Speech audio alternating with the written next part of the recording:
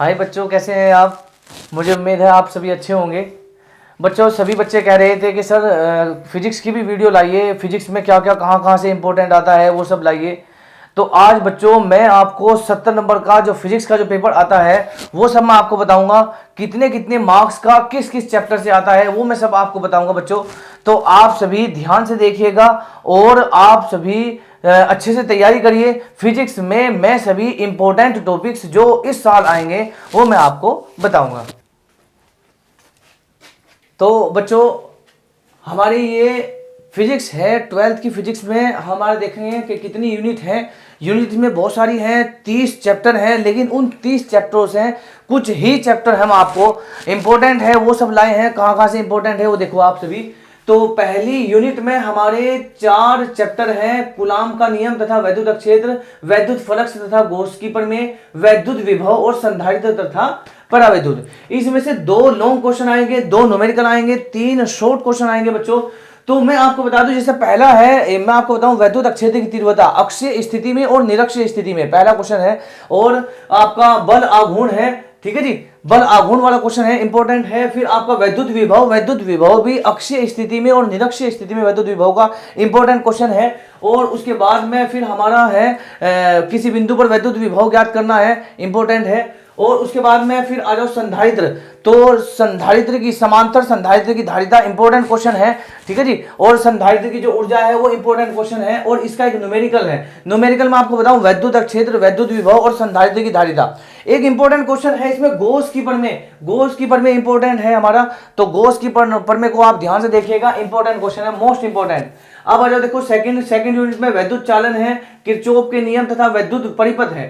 तो इसमें वैद्युत चालन में आपको बताऊं ये आपका ओम का नियम, ओम के नियम को प्रूफ करना, ये इंपॉर्टेंट क्वेश्चन है, मोस्ट इंपॉर्टेंट क्वेश्चन है। धारा तथा धारा घनत्व में संबंध बताना और धारा घनत्व और धारा में संबंध अनुगमन वेग में संबंध बताना है, इंपॉर्टेंट क्वेश्चन है। किरचॉफ के नियम में सबसे पहली बात है कि किरचॉफ के नियम ही मोस्ट इंपॉर्टेंट है, पहला नियम है, दूसरा नियम है किरचॉफ के नियम में। और फिर मैं आपको बता दूं, इस किरचॉफ के नियम के अनुसार ही हमारा एक मीटर सेतु है ना, और मीटर सेतु है, एक हमारी व्हाइट स्टोन सेतु है, इंपॉर्टेंट है क्वेश्चन, वो बहुत ज्यादा इंपॉर्टेंट है। और ये इस तरीके से हमारे 2 लॉन्ग क्वेश्चन आएंगे, इनमें 2 चैप्टरों में से 2 लॉन्ग क्वेश्चन इंपॉर्टेंट है और 2 न्यूमेरिकल आएंगे, 3 शॉर्ट क्वेश्चन आएंगे। जो मैंने आपको बताया यही क्वेश्चन इंपॉर्टेंट है। अब हमारे एक तीसरी यूनिट है, ये आपका पृथ्वी का चुंबकत्व और चुंबकीय पदार्थ, वैद्युत चुंबकीय प्रेरण और प्रत्यावर्ती धारा। तो इसमें पृथ्वी का चुंबकत्व और चुंबकीय पदार्थ में मैं आपको बता दूं कि अनुचुंबकीय पदार्थ, प्रतिचुंबकीय पदार्थ, लौह चुंबकीय पदार्थ इंपॉर्टेंट है। और आपका पृथ्वी के चुंबकीय क्षेत्र और अक्षैतिज घटक और नमन कोण और दिक्पात कोण, इनमें संबंध वाला एक क्वेश्चन है। इनमें से एक न्यूमेरिकल भी है। विद्युत चुंबकीय प्रेरण में जो प्रेरण के नियम है वो इंपॉर्टेंट है, विद्युत चुंबकीय प्रेरण के नियम। और आपको बता दूं, इस विद्युत चुंबकीय प्रेरण में आपका जो ट्रांसफार्मर है, अनन्य प्रेरण है, स्व प्रेरण है, कुंडली का स्व प्रेरण का गुणांक ज्ञात करना है, ये इंपॉर्टेंट क्वेश्चन है। और प्रत्यावर्ती धारा में मोस्ट इंपॉर्टेंट परिपथ एलसीआर परिपथ है, एलसीआर परिपथ अनुनादी परिपथ हो गया। और इसमें से एक लॉन्ग क्वेश्चन आता है, जिस तरीके से एक कुंडली जुड़ी होती है और उसके बाद में एक आपका प्रतिरोध है और एक आपका धारिता है।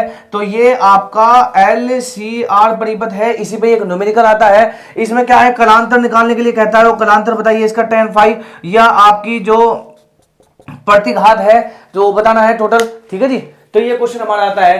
तो इस तरीके से हमारा बच्चों ये फर्स्ट बुक है। फर्स्ट बुक में से केवल और केवल 9 चैप्टर मैंने आपको बताए हैं, जिनमें से 7-8 लॉन्ग क्वेश्चन मैंने आपको बताए हैं और ये न्यूमेरिकल मैंने आपको बताए हैं। तो ये आपकी पहली यूनिट और आपकी दूसरी यूनिट, मतलब शुरू के 4 चैप्टर और आपके लास्ट के 3 चैप्टर ही मोस्ट इंपॉर्टेंट है। चाहे आप ये सेकंड ना करो, लेकिन ये 2 तो कर ही लो बच्चों, मोस्ट इंपॉर्टेंट क्वेश्चन है, बढ़िया क्वेश्चन है। अब देख लो आप सेकंड बुक में जो सबसे बड़ी यूनिट है वो प्रकाश की है, लाइट की जो है।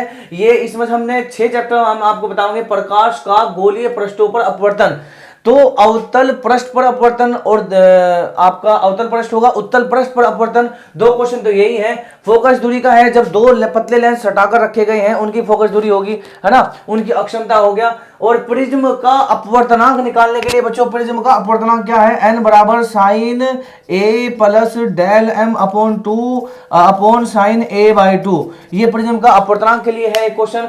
एक आपका परिक्षेपण अक्षमता थीटा बराबर क्या है, थीटा हमारे देखो थीटा बराबर क्या है हमारा, del y minus del r। ये मतलब ये हमारा विचलन कोण है कि पीले कलर के लिए विचलन कोण कितना है, रेड कलर के लिए विचलन कोण कितना है, इनमें अंतर ही हमारा थीटा है। परिक्षेपण कोण, परिक्षेपण अक्षमता जो ओमेगा है वो थीटा अपॉन डेल वाई होती है, डेल वाई, डेल हमारा वी है, ये डेल वी, तो डेल वाई होता है हमारा, ठीक है जी। तो ये हमारा परिक्षेपण अक्षमता का एक क्वेश्चन है। मानव नेत्र का दृष्टि दोष, आप देखो इंपॉर्टेंट क्वेश्चन है, शॉर्ट क्वेश्चन बनता है इसमें से। दूर दृष्टि दोष किसे कहते हैं, इसे प्रूफ करिए, इसकी रीजन बताइए, कारण बताइए, है ना। और निकट दृष्टि दोष कैसे उत्पन्न होता है, कौन से कारण है, इसका निवारण क्या है, कौन सा लेंस लगेगा, ठीक है बच्चों। तो ये इंपॉर्टेंट क्वेश्चन है इसमें। अब आ जाओ आप तरंग प्रकाशिकी और हाइगेंस। हाइगेंस का सिद्धांत क्या है, हाइगेंस के द्वारा अपवर्तन की व्याख्या, परावर्तन की व्याख्या का इंपॉर्टेंट क्वेश्चन है। वैतीकरण क्या है, ठीक है जी। वैतीकरण के लिए क्या है कि वैतीकरण फ्रिंजों की चौड़ाई के लिए, वैतीकरण फ्रिंजों की चौड़ाई की जो फॉर्मूला है D lambda upon small D, ये इंपॉर्टेंट है, ये लॉन्ग क्वेश्चन आता है। वैतीकरण क्या है, विवर्तन क्या है, विवर्तन में उच्चिष्ट और निम्निष्ट की कोणीय स्थिति क्या होगी, ये कोणीय स्थिति का मान पूछता है वो। कोणीय स्थिति मतलब लैम्डा अपॉन ई है उच्चिष्ट की, 2 लैम्डा अपॉन ई है, 3 लैम्डा अपॉन ई है, इस तरीके से उच्चिष्ट की है। तो इसमें से लॉन्ग क्वेश्चन इंपॉर्टेंट है, इसमें से लॉन्ग क्वेश्चन इंपॉर्टेंट है, ये भी इंपॉर्टेंट है लॉन्ग क्वेश्चन। और आपका पहला और दूसरे चैप्टर में से शॉर्ट क्वेश्चन आएंगे, इतने में लॉन्ग क्वेश्चन इंपॉर्टेंट है, पहले चैप्टर में से लॉन्ग क्वेश्चन इंपॉर्टेंट है। तो इस तरीके से ये बड़ी है और 12 मार्क्स की है, तो इसमें से 2 लॉन्ग क्वेश्चन आने की पूरी संभावना है, पूरे आएंगे, 3 न्यूमेरिकल आएंगे, 4 शॉर्ट क्वेश्चन आएंगे बच्चों। उसके बाद में फिर प्रकाश विद्युत प्रभाव, इसकी अपनी एक अलग यूनिट है, तो इसमें से 4 मार्क्स का 2 शॉर्ट क्वेश्चन आएंगे, एक लॉन्ग क्वेश्चन आ जाएगा, एक न्यूमेरिकल आ जाएगा। प्रकाश विद्युत प्रभाव, आइंस्टीन का जो समीकरण है इंपॉर्टेंट है, उसे प्रूव करना, ठीक है बच्चों। और प्रकाश विद्युत प्रभाव और प्रकाश विद्युत उत्सर्जन एक ही है, विद्युत उत्सर्जन के नियम को सत्यापित करना है, ये ऐसा है। परमाणु की संरचना और स्पेक्ट्रमों की उत्पत्ति, देखो परमाणु की संरचना कैसे हुई, नाभिक की खोज कैसे हुई, ये परमाणु संरचना है हमारा। स्पेक्ट्रम में मैं आपको बता दूं, हाइड्रोजन स्पेक्ट्रम का एक लॉन्ग क्वेश्चन है ना। उत्सर्जन क्या है, अवशोषण क्या है, और ये आपका स्पेक्ट्रम की उत्पत्ति, हाइड्रोजन स्पेक्ट्रम की पहले है हमारी लाइमन श्रेणी है, फिर बामर श्रेणी है, पाशन श्रेणी है, और आपका ब्रैकेट श्रेणी है। ये सब श्रेणियां इंपॉर्टेंट है, इसके एक न्यूमेरिकल जरूर आएगा बच्चों। नाभिकीय ऊर्जा में आपको बता दूं, एक नाभिकीय विखंडन है, नाभिकीय संलयन है, परमाणु बम, हाइड्रोजन बम हो गया आपका, और भाई नाभिकीय रिएक्टर, इसमें से इंपॉर्टेंट क्वेश्चन है, एक लॉन्ग क्वेश्चन, एक न्यूमेरिकल और 2 शॉर्ट क्वेश्चन बच्चों इंपॉर्टेंट है बहुत ज्यादा। और ये जो सबसे ज्यादा जो इंपॉर्टेंट है सेकंड बुक की मैं आपको बता दूं, खंड ख की जो मैं आपको बता दूं, अर्धचालक संधि डायोड, इसमें से एक हमारा एनपीएन संधि डायोड, पीएनपी संधि डायोड बच्चों इंपॉर्टेंट है। एन टाइप अर्धचालक, पी टाइप अर्धचालक इंपॉर्टेंट है।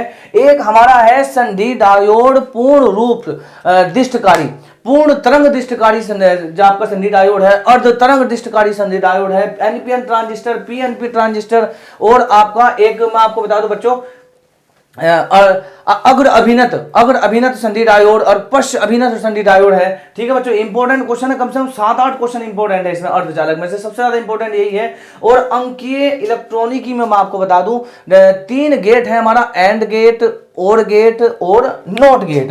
एंड गेट में मैं आपको बता दूं, एंड गेट में हमेशा a डॉट बी वाई होता है, और गेट में a प्लस बी वाई होता है, और नॉट गेट में a जो है a का बार होता है वाई, a का बार, मतलब कि हमारा जो एंड गेट है, एंड गेट में गुणा हो जाती है इसकी सत्यता सारणी, बूलियन व्यंजक, और इसका जो लॉजिक प्रतीक है वो सब पूछ लेते हैं तीनों के।